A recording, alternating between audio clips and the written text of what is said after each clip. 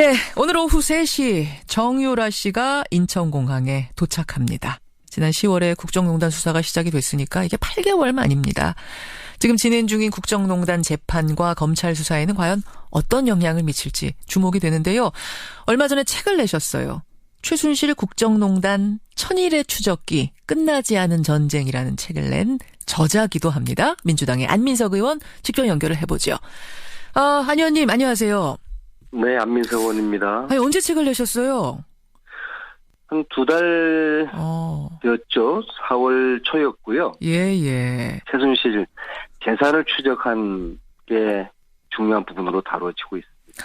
이 책에 관련된 얘기는 잠시 후에 조금 더 하도록 하고요. 일단 도피 245일 만에 돌아오는 정유라. 이 최순실 정유라란 이름을 세상에 처음 선보였던 분으로서 소회가 어떠세요, 오늘? 정권이 바뀌고 세상이 바뀌었구나. 만약에 정권이 바뀌지 않았으면은 정유라라는 인물은 박근혜 최순실 쪽의 영린이었는데 이 영린은 끝까지 국내에 들어오지 않고 덴마크에 있었을 거라고 이제는 외국 어딘가에 있었을 거라고 그렇게 생각을 하고요. 정유라가 돌아왔다는 것은 정권이 바뀌고 세상이 바뀌었다는 것을 그대로 나타난다고. 근데 정유라의 입장은 사실 지금까지 난 아무것도 모른다. 엄마가 다 했다. 이거 아니겠습니까? 이게 돌아온다고 한들 얼마나 큰 역할을 할까요? 지금까지 정유라 입장은 최순실에 의한 지시된 강제된 시나리오에 의한 입장이었다고 생각을 합니다. 그리고 그것은 최순실 박근혜라는 범죄자들이 시종일관 범죄 혐의를 부인하고 모르쇠로 일관하고 있는 입장, 이거 역시도 철저히 기획된 의도된 입장이듯이 정유라 역시도 모든 걸 엄마한테 다 떠넘기고 자신은 모른다고 하는 거 역시도 의도되고 기획된 입장이라고 보거든요. 그런데 정유라가 입국하고 또 검찰이 제대로 수사를 하면은 정유라 씨의 태도가 바뀔 수 있는 여지가 저는 상당히 많다고 보고요. 또 그로 인해서 최순실이나 박근혜 범죄 혐의들도 본인들이 진술 태도나 신경도 바꿀 수 있다고 그렇게 저는 보고 있습니다. 노승일 부장이 얼마 전에 저희 프로그램에 출연을 해서 그런 말 했어요. 정유라는 럭비공 같은 사람이다. 일단 들어와서 조사를 잘하기 시작하면 어디로 튈지 모른다. 어떤 발언이 나올지 모른다라는 이야기를 했습니다. 동의하십니까? 예, 동의하고요. 안민석 의원이 봐온 정유라, 파악해온 정유라도 역시 럭비공? 혹은 뭐 다른 비유가 가능합니까?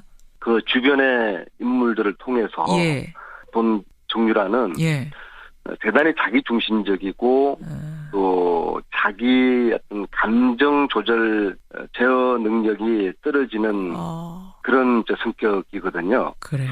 그래서 그것을 노승일 부장이 이제 럭비공으로 표현한 것 같고 따라서 검찰이 이 수사를 제대로 하겠다 그런 의지만 가지면은 여러 가지 방식으로 정유라의 진실의 입을 열 수 있을 거라고 보고 있습니다. 그 최순실 씨가 딸이 입국한다는 소식을 듣고선 굉장히 흥분했다 그래요, 법정에서. 그래서 검찰한테 딸한테도 나한테 협박하는 식으로 하지 말아라라든지 뭐 소리를 지르면서 흥분을 했다 그러던데 이렇게까지 흥분을 하는 이유도 딸이 온다는 게 상당히 와서 무슨 얘기를 할지 한마디로 걱정이 돼서 그런 걸까요? 좀 그런 두려움이 있는 걸까요? 그 주변의 인물들을 만나면서 제가 판단하는 최순실은 굉장히 치밀하고 아주 무서운 그런 사람이거든요. 그런데 최순실 씨가 법정이나 또 감옥에서 국민들에게 보여준 태도를 보면은 한마디로 이야기하면 굉장히 그냥 허접한 60대 뭐 그런 여성 할머니 그런 수준이잖아요. 그렇게 보여요. 좀 허술해 보여요. 사실 법정에서 보면 저 사람이 진짜 그런 어마어마한 국정농단을 지휘한 사람인가 싶을 정도로 평범해 보여요. 저는 최순실 씨의 그러한 은행을 국민들이 좀 눈여겨볼 필요가 있다고 봅니다. 무슨 말씀이세요? 그러니까 자기 자신을 과소평가를 해주기를 바라는 의도된 그런 발언들이라는 그런 저는 의심을 해요. 그래요. 네, 저희들이 감옥에서 청문회도 하지 않았습니까? 예, 그러셨었죠. 그때. 예. 그때도 이제 정유라 이야기 나올 때마다 흐느끼고, 그리고 이번에 역시도 정유라 이야기하면서 흥분하고, 예. 그런 것들이 치밀하게 계산된 코스프레라고 할까요? 최순실 역시도 딸 앞에서는 어쩔 수 없구나. 엄마구나. 저는 그게 의도됐다고 저는 보는 거예요. 그 눈물이 악의 눈물이라고 저는 생각을 했고요. 동정심 자극한다 이 말씀이시군요, 한마디로. 네. 성공했지 않습니까? 예. 그리고 지금도 정유라 이야기를 하면서 흥분하고 이제 그런 것들이 예. 국민들에게 최순실이라는 인물에 대한 긴장감을 놓치게 하는. 그래서 이게 결국에는 사건의 본질인 재산 문제에 대해서 국민들이 지금 관심을 놓치게 하는 그런 논의는 지금 어느 순간에 갑자기 지금 들어갔단 말이에요. 알겠습니다. 최순실 입장에서는 상당히 속으로 아마 비웃지 않을까 그런 생각 봅니다. 예. 이번에 정유라 씨가 도착을 해서 수사를 검찰이 잘하게 되면 국정농단 수사 제2탄이 시작되는 어떤 도화선이 될 수 있을 거라고 보세요? 저는 이 국정농단의 진실이 반의 반 정도밖에 못 왔다고 보거든요. 역시 한 25%? 예. 특히 외교농단, 또 안보농단, 재산 이 부분은 문제. 손도 못 대지 않았습니까? 그렇죠. 그것은 정유라의 구속을 계기로 국정농단 진실규명은 시즌2로 들어간다고 보고 그 시즌2의 핵심은 최순실 일가의 숨은 재산 찾기. 본격적인 전쟁은 최순실 재산 몰수입니다. 그런 면에서 오늘 정유라가 국정농단의 핵심 키맨 중에 한 명이기도 하지만 특히 최순실의 은닉 재산에 대해서 내용을 다 알고 있는 인물이거든요. 그래서 정유라의 수사는 최순실을 포함한 최순실 일가의 은닉 재산을 추적하고 조사하는데 초점이 모아져야지 이 전쟁이 마무리될 수가 있다. 그리고 이 전쟁의 최종 종착점으로 최순실 재산 몰수 특별법 이것을 제정을 해서 악의 세력의 이제 뿌리를 캐는 것까지 해야지 이제 전쟁이 끝나는 것이죠. 근데 그럼에도 불구하고 촛불이 만들어낸 이 문재인 정부에서 최순실 재산 은닉 이 부분을 다 건드리지 않고 싶어 해요. 이게 하나의 왜 건드리고 싶지 않다라고 생각을 하세요? 왜냐하면은 이게 협치가 깨진다고 보거든요. 자유한국당은 당연히 반대할 것이고. 특별법까지 만들자. 재산몰수 특별법 이런 거 만들자 하면 자유한국당이 일단 반대할 거다. 그러지 않겠습니까? 그게 부담스러울 거다, 정부는. 네, 이것은 특별법 속에는 40년 전에 박정희 그 통치 자금, 비자금까지 조사하도록 돼 있거든요. 그리고 그렇게 되면은 박정희 시야가 무너질 가능성이 클 텐데 자유한국당은 당연히 반대할 수밖에 없고 따라서 협치가 매우 위태롭게 되는 것이죠. 그러한 부담 때문에 청와대나 더불어민주당에서도 이 이야기 굉장히 조심스러워해요. 최순실 박근혜가 정유라를 영린으로 보듯이 우리 쪽에서는 마침 최순실 은닉 재산을 영린으로 보는 그런 분위기가 묘하게 형성돼 있어요. 그래서 저는 더 이상 이것을 정치권에 기대할 수는 없다는 판단하에서 오늘부터 당분간 국민들 상대로 전국 강연을 돌려고 합니다. 더불어민주당 안민석 의원 지금 만나고 있습니다. 그 내신 저서 말입니다. 저서에 보면은 195페이지에 이런 부분이 있어요. 최순실이 정유라를 비례대표 국회의원으로까지 만들려고 이대에 입학시키려 했다. 이건 저는 처음 듣는 얘기인데 이건 무슨 얘기입니까? 박태환 선수를 올림픽 출전을 방해하지 않았습니까? 그런 의혹이 있죠. 그래서 왜 그럴까를 추적을 하면서 박태환 선수도 만나고 주위 분들을 만나면서 맞춘 퍼즐이 2010년 올림픽 출전 이후에 IOC 위원 도전한다는 이제 그런 퍼즐들에 상당히 맞춰냈고요.